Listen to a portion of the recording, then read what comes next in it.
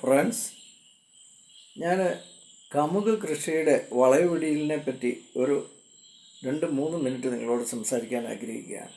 ഇപ്പോൾ ഈ മിഥുനം കർക്കിടകം നല്ല മഴയുള്ള സമയം, എല്ലാ കൃഷികൾക്കും വളവിടാൻ യോജിച്ച സമയമാണ്.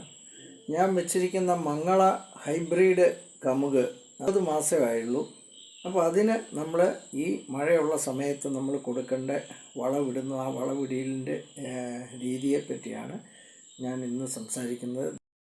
ദയവായി നിങ്ങളിതൊന്ന് കാണുക. നമ്മൾ ഈ വളവിടാനായിട്ട് തുടങ്ങുമ്പോൾ ആദ്യം ചെയ്യേണ്ടത് അതിൻ്റെ ചുറ്റും നമ്മൾ ഈ പുല്ലൊക്കെ ഉണ്ടെങ്കിൽ അത് ചുറ്റും ഒന്ന് ചെറുതായിട്ട് ചെത്തി അതൊന്ന് ക്ലീൻ ആക്കണം. ഇത് കണ്ടോ, ഇതിൻ്റെ ചുവടൊക്കെ ചെത്തി ഏതാണ്ട് ഒരു 2 അടി ചുറ്റളവിൽ നമ്മൾ ഇത് ക്ലീൻ ചെയ്തിട്ടുണ്ട്.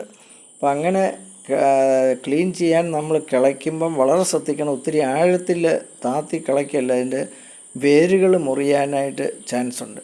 അപ്പോൾ വളരെ സാവധാനം ഒന്ന് ചെത്തിയെടുക്കുക. വേണമെങ്കിൽ കൈകൊണ്ടാണെങ്കിൽ നമുക്ക് പറിക്കാം. അപ്പം വളരെ നീറ്റായിട്ട് ഇതുകൊണ്ട് തടം ആദ്യം നീറ്റാക്കണം.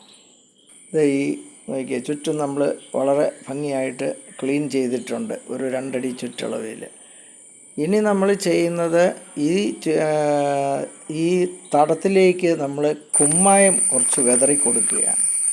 ഇതിപ്പോൾ കുമ്മായം ഇങ്ങനെ ഒരു വര പോലെ കാണുന്നുള്ളൂ. അത് ഞാൻ കുമ്മായം ആ തടത്തിൽ മുഴുവനായിട്ട് തൂളിയിട്ടുണ്ട്. ഒരുപാട് തൂളണ്ട, പക്ഷെ ഇത് മഴ പെയ്ത് ആ കുമ്മായം കുറേ മണ്ണിലേക്ക് അലിഞ്ഞിട്ടുണ്ട്. അതുകൊണ്ടാണ് ഇങ്ങനെ ഒരു വട്ടത്തിൽ ഇങ്ങനെ ഒരു റൗണ്ട് പോലെ കാണുന്നത്. തടം മൊത്തമായിട്ട് നമ്മൾ കുമ്മായം വിതറി.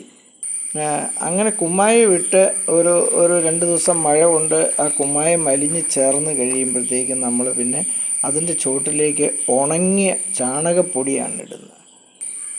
നന്നായിട്ട് ഉണങ്ങിയ ചാണകപ്പൊടി ഇപ്പോൾ ഇട്ട് കൊടുത്തിരിക്കുകയാണ്. ഇത് കണ്ടോ, ചാണകപ്പൊടി ഇങ്ങനെ ചുവട്ടിൽ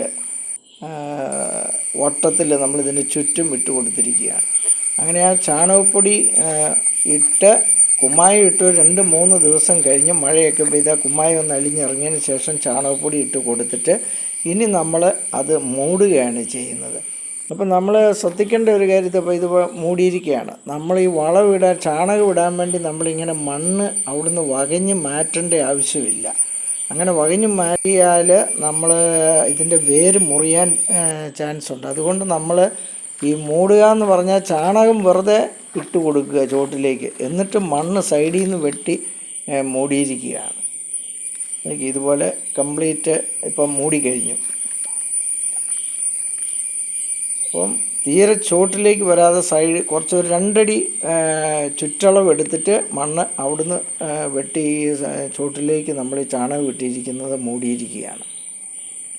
ഇനി ഇതിൻ്റെ മുകളിൽ വേണമെങ്കിൽ നമുക്ക് നല്ല പച്ചില വളം ഇതിൻ്റെ മുകളിൽ ഇട്ട് കൊടുക്കാം. അപ്പം ഞാനത് ചെയ്യാൻ പോകുന്നേ ഉള്ളൂ.